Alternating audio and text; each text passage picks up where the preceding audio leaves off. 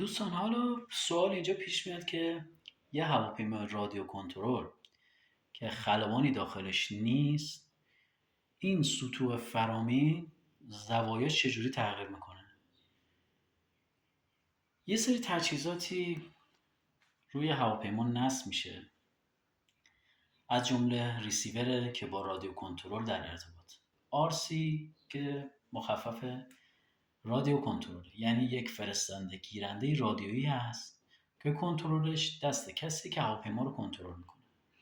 ما هر فرمانی، این رادیو کنترل ها کانال های مختلفی دارن، ممکنه 3 کانال باشه، 4 کانال باشه، 5 کانال باشه تا 8 کانال و بالاتر. یعنی ما اگر بخوایم هر عملگری رو در یک هواپیمای کنترلی فرمان بهش بدیم، نیاز به یک کانال داریم که از طریق اون کانال ما این فرمان رو به ریسیور انتقال بدیم و ریسیور به اون اکچویتور فرمان بده. یعنی حتی اگر شما یک چراغ چشمک زنی هم بخواید در روی یک هواپیما روشن و خاموش کنید، نیاز به یک کانال جدا داره. پس اینجا فرستنده گیرندتون باید تعداد کانالش افزایش پیدا کنه. و به اینکه هواپیمای شما چند تا سطوح فرامین داره، آیا فلپ داره، الرون هاش با یک سرو داره کار میکنه یا با 2 سرو، اینا همه به افزایش تعداد کانال یک رادیو کنترل مشخص میکنه که چه تعداد کانال باید داشته باشه.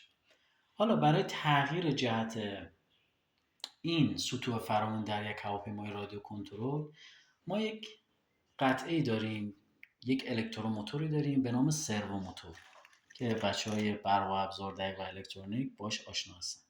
اینها سرو موتورها هستن.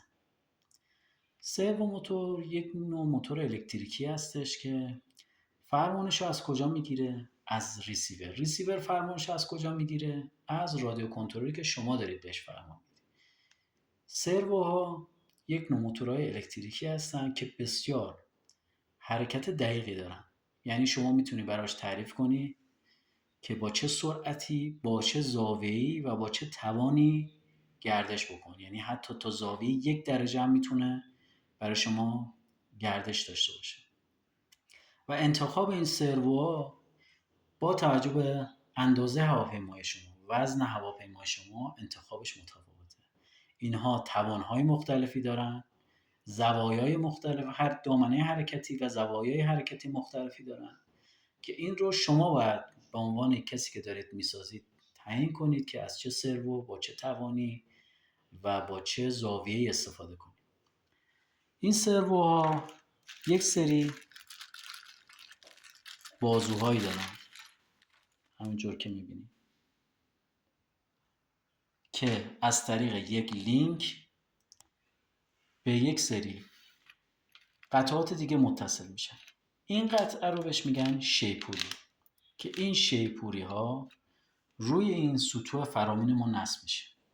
حالا چه الرون ها باشه، چه رادر باشه، چه الیویتور باشه، که از طریق لینک به این سروها متصل میشه. یعنی ما اگر بخوایم این شهپر یا الرون سمت چپ رو بالا و پایین حرکتش بدیم، نیاز به یک سرو داره که این سرو در این قسمت نصب میشه و باعث حرکت این شهپر میشه. و همچنین یک سرو برای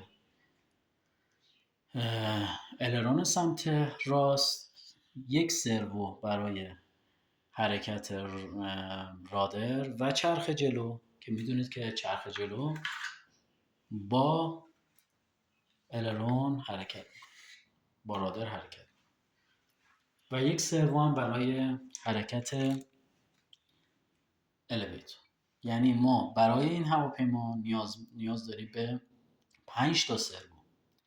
5 تا سرو، یک سرو برای الیویتور، یک سرو برای چرخ جلو و رادر، یک سرو برای الرون سمت چپ و یک سرو برای الرون سمت راست و یک سرو هم برای گاز موتوره. چون این موتوری که روی نصب میشه موتور پیستونی تک سیلندر که با سوخت نیترو کار میکنه و برای اینکه تغییر دور داشته باشیم یا به اصطلاح بخوایم گاز موتور رو بالا ببریم یا کم کنیم، نیاز به یک سرو داریم. یه قطعه دیگه اینجا هست به نام درایو یا تستر سرو. شما برای اینکه یک سرو رو بتونید نصب کنید، زاویه‌اش رو به دست بیارید، قبل از اینکه رادیو کنترل به دستتون رسیده باشه نیاز به این درایو دارید. یک راه اندازه که شما میتونید با این پتانسیومتری که داره هر هر زاویه میخواید به این سرو بدید، یا مرکز سرو رو اصلا به دست بیارید، یا حرکت سروتون رو وقت بعد از که نصب کردید تست کنید که ببینید آیا زاویه‌ای که میخواد گردش کنه درست هست یا نه. پس این درایو رو شما نیاز دارید برای راه اندازی سرو، چون سروها با برق مستقیم عملا کار نمیکنن و شما حتما باید با سیگنالی که از طریق این درایو برای سرو ارسال میکنید سرو رو تست و نصب کنید. یک باک سوخت داره که باک سوخت 250 سی سیه که باک سوخت های اینا 3 تا خروجی داره، 3 تا مجرای خروجی داره. چرا 3 تا مجرای خروجی داره؟ چون ما در موتورهای نیترو چیزی به نام پمپ بنزین نداریم. پس سوخت چجوری از باک انتقال پیدا میکنه به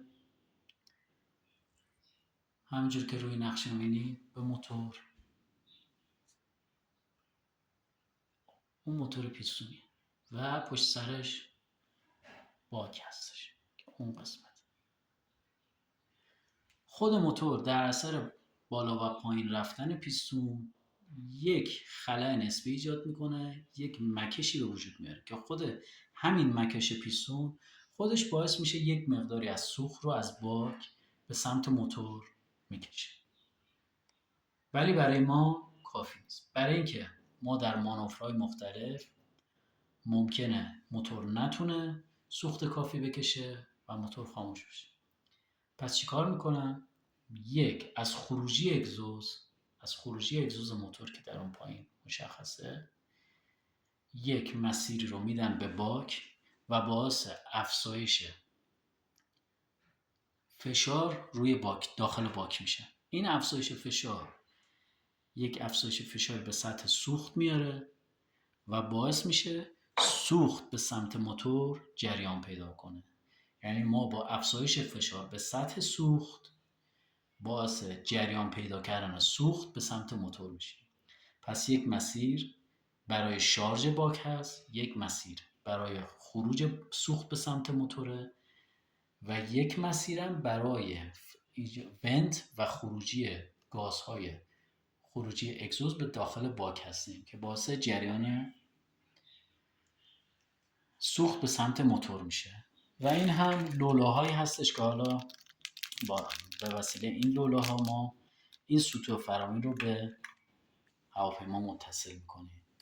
و کاورها که میبینید من در 3 رنگ کاورهایی گرفتم که برای کاور کردن و پوشوندن این هواپیما ازش استفاده میشه.